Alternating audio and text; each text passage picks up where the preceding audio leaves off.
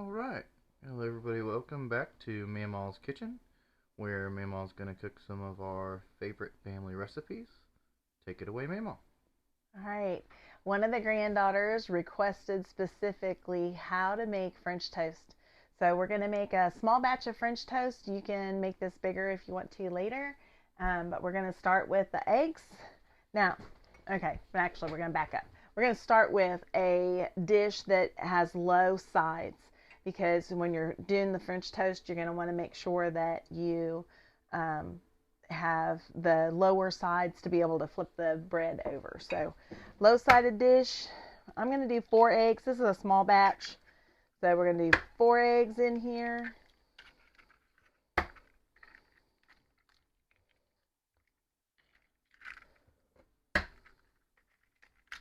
All right.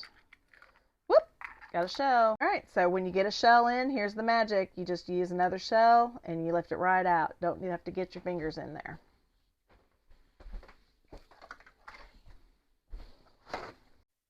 We're gonna just break these eggs up and beat them up just a little bit.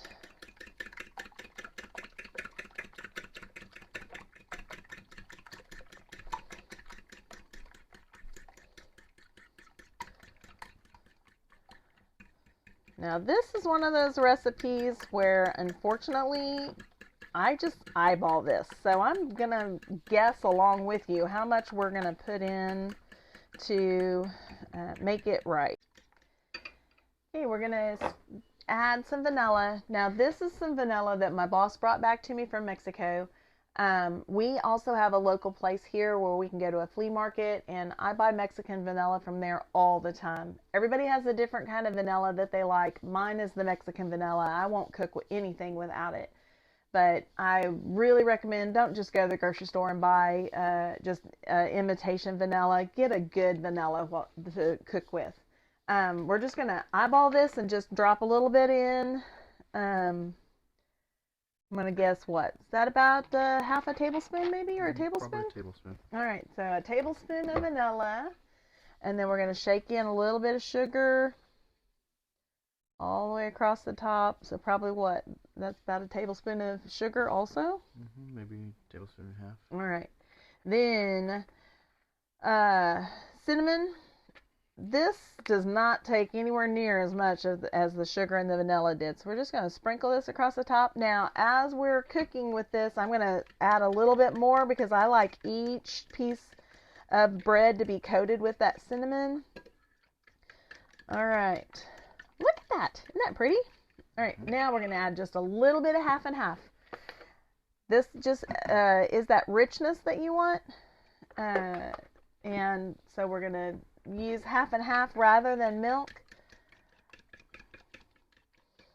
All right, for my little granddaughter, this is where the magic happens. All right, so we're gonna do oil in our skillet, and we're gonna start it heating all across the bottom of the pan.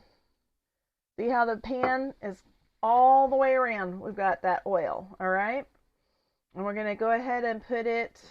Let's start with. That's too high. Let's start with that one. We want this to get the little lines through the grease that says it's nice and hot, but while we're waiting on that to get hot, we're going to slice this homemade bread. Now, we made that homemade bread yesterday, specifically for this recipe today. Here we go. Look how pretty that is. Okay, I'm going to do nice thick slices. Now, if I don't have homemade bread, honestly, this recipe is good. We use leftover bread, Texas toast, hamburger buns, whatever we've got on hand when we're hungry for French toast. We can make it with anything, but we've got this pretty bread. We're going to use it. Can you see the little ripples in the oil? That's telling us that the oil is hot enough. I hold my hand over the top. I can really feel the heat coming off. So we're ready to dip some bread. This is messy, so I'll already get my rag or paper towel for my fingers.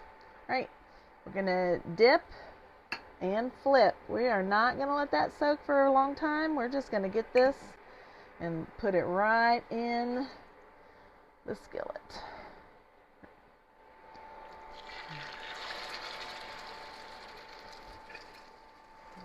Wipe that excess off my fingers.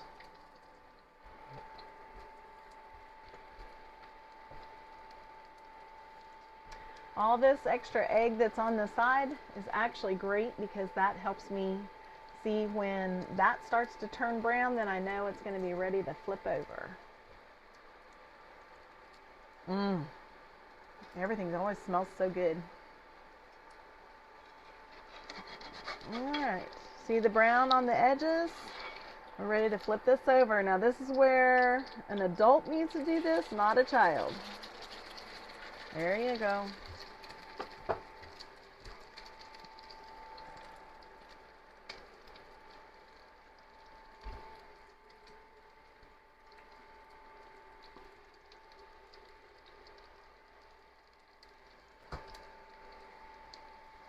We like to top this with lots of different things.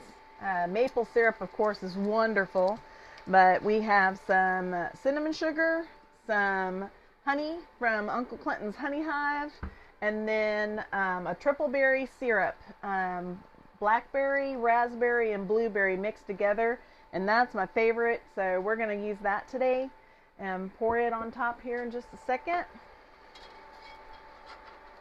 See the edges getting brown? That's what we're after. So we're going to go ahead and lift that out. I'm going to show you the underside so you can see it's cooked. It's beautiful. Look at that. All right. Going to put a little bit of warm triple berry syrup on this. There you go. All right. That's amazing.